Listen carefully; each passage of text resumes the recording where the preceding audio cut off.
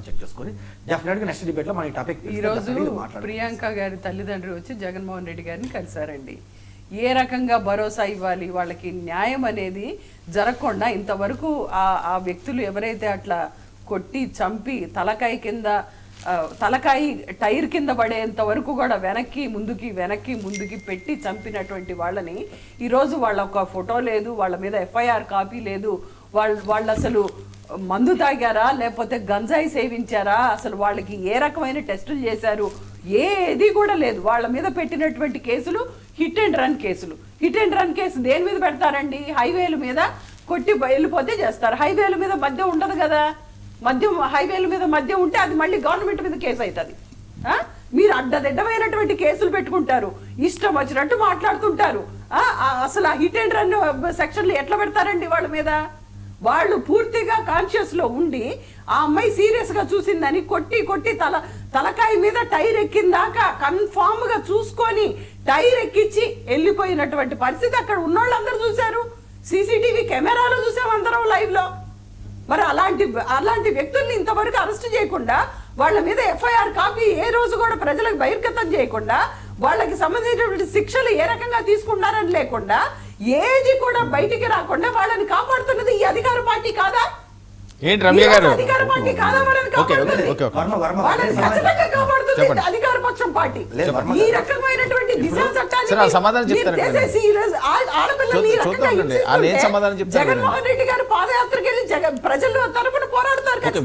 మీరు ప్రెసిడెంట్ గారు సమాధానం చెప్పండి సార్. వర్మ గారు ఎవరైతే ఆడబిడ్డ డాక్టర్ గారు చనిపోయారా, లేదంటే సిదిల అప్పలరాజు గారు బైక్ కింద వాళ్ళ కొడుకు బైక్ కింద పడి చనిపోయిన కుటుంబానికైనా సరే, ఈ కుటుంబానికైనా సరే, అలాగే వీళ్ళ ఎక్స్ఎంపీ మగాని భరత్ అనుకుంటా, రాజమండ్రి ఎంపీ ఎక్స్ఎంపీ, ఆయన కారు కింద చనిపోతే ఆయన కారు అక్కడక్కడ వేరే వాళ్ళకి ఇచ్చి ఆయన పారిపోయిన దృశ్యాలు కానీ, ఈ కుటుంబాలందరికీ ఆఖరికి జగన్మోహన్ రెడ్డి గారు పల్నాడు జిల్లాలో ఏదో పరామర్శకి వెళ్ళినప్పుడు ఆయన కారు కింద పెట్టి వీళ్ళందరికీ డెఫినెట్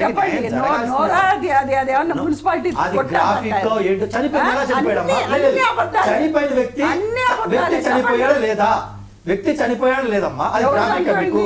ఆ వ్యక్తి చనిపోతే మీ జగన్మోహన్ రెడ్డి తీసుకొచ్చి పరామర్శించుకున్నాడమ్మా, నా వల్ల తప్పు జరిగిందమ్మా క్షమించండి అని చెప్పి మీ జగన్మోహన్ రెడ్డి ఒప్పుకుంటే, మీరు ఇక్కడ డిబేట్లకు వచ్చి మా అన్న చేయలేదు, అది గ్రాఫిక్ చేశారు, ఇంకోటి ఎందుకు మెప్ప పెట్టడం దేనికి? తప్పు జరిగింది, ఒప్పుకుందాం, ఆ తప్పుని కరెక్ట్ చేసుకుందాం.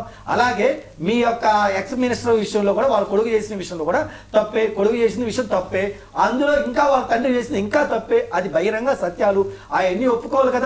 మరి ఆ కుటుంబం చాలా పేదది కదా, వెళ్ళి ఆ కుటుంబాన్ని ఏమన్నా ఆదుకున్నారమ్మా? మరి ఏమర్శించారా? ఈ అన్ని కేసుల్లో మనుషులైతే చనిపోయారు, దానికి సంబంధించిన కుటుంబాలందరూ రోడ్డు మీద పడి, తప్పు ఎవరు చేసినా తప్పే. కానీ ఒకరి మీద న్యాయం మాట్లాడి ఇంకొకరి మీద న్యాయం ఎందుకు మాట్లాడా? ఏదైతే డాక్టర్ గారి విషయం జరిగింది ముమ్మాటికి తప్పే, దాని మీద యాక్షన్ తీసుకోవాలి, నిందితుని అరెస్ట్ చేయాలి, జైల్లో పెట్టాలి.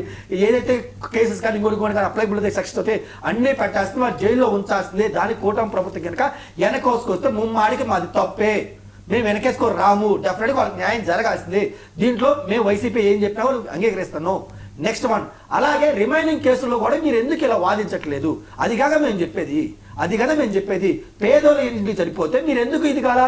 మీ జగన్మోహన్ రెడ్డి అడ్డా లేకుండా ఏళ్ళ దగ్గరికి వెళ్ళి మీ మినిస్టర్ దగ్గరికి వెళ్ళి పరామర్శిస్తే మీరు ఎందుకు వెనకేసుకుంటారు? వెనకేసుకోరాడు కాదు, బైక్ తోనే గుర్తింది, కారుతో కాదు కదా. బైక్ తో గుర్తే ఉంది, కారుతో గుర్తే ఉంది సార్. వ్యక్తి చనిపోయాడు కదా, ఆ కుటుంబం రోడ్డు మీద పడింది కదా, అది కదా. ఇంకా డాక్టర్ గారి కుటుంబంలో పాప చనిపోయింది. ఇంకా చెప్పాలంటే వేరే కుటుంబం సిద్ధిల అప్పరాజు గారి కొడుకు చేసిన విషయంలో ఆ కొడుకు ఇంటి పెద్ద చనిపోయితే వారి కుటుంబం రోడ్డు మీద పడింది సార్. కొడుకు ఆ తండ్రి పోతే పిల్లలు కానీ, ఆ ముసలం కానీ, భార్య కానీ అందరూ రోడ్డు మీద పడితే ఎన్ని జీవితాలు అక్కడ అన్యాయం అయిపోయాయి? మరి అక్కడ ఎందుకు ప్రియాంకకి మీ ప్రభుత్వం తరఫున ప్రియాంకకి న్యాయం జరగాల్సింది కేఎస్ ప్రసాద్ గారు. మీ ప్రభుత్వం నుంచి ఒకరే కండోలెన్స్ ఇచ్చారా సార్? మాట్లాడారు సార్, ఆ డిపార్ట్మెంట్ ప్రెస్ మీట్ పెట్టారు. ఎలాగైతే వాళ్ళకి న్యాయం జరగాల్సిందే, కేసులు పెట్టాల్సిందే, తప్పు చేస్తూ అరెస్ట్ చేసి జైల్లో పెట్టాల్సింది ముమ్మాడికి. అది వెనక ఎవరు వేసుకొచ్చినా అది ముమ్మాడికి తప్పు. మీరేం చేశారు చెప్పండి సార్. ఒకే షో మాగారి భరత్ గారే కాదు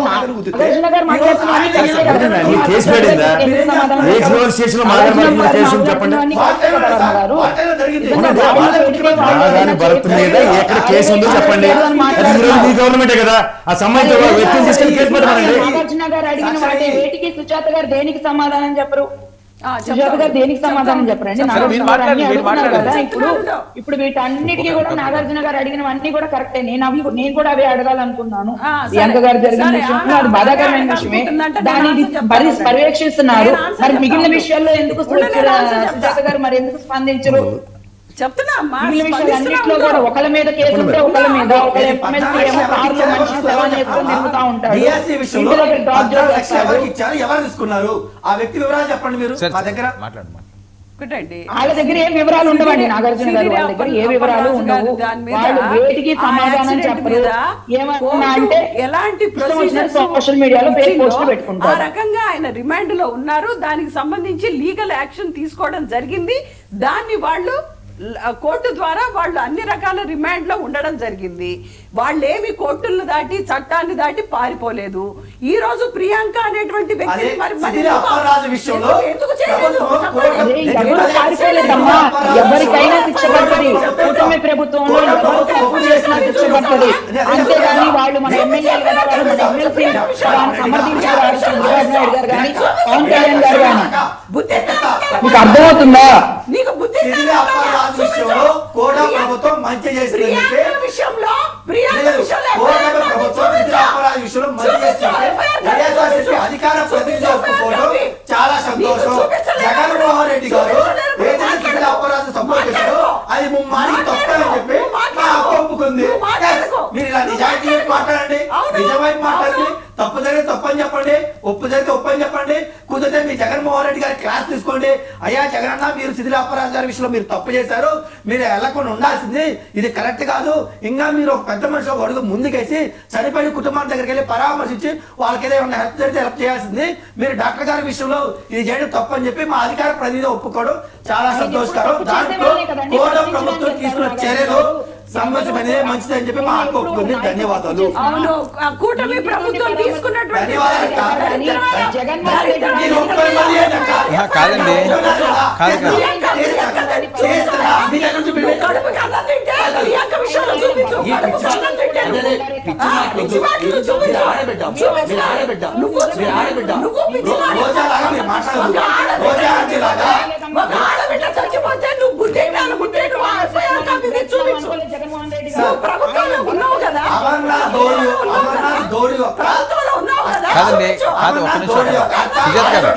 సుజాత గారు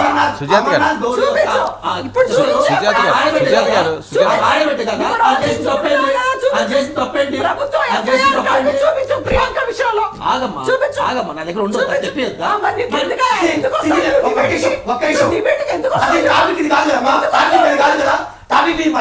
ట్రాఫిక్ కంట్రోల్ మారుతి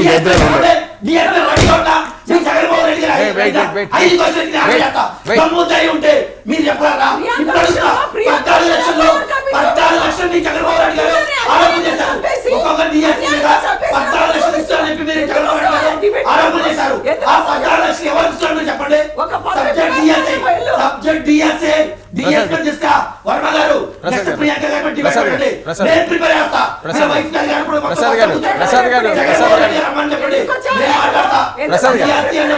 మాట్లాడమా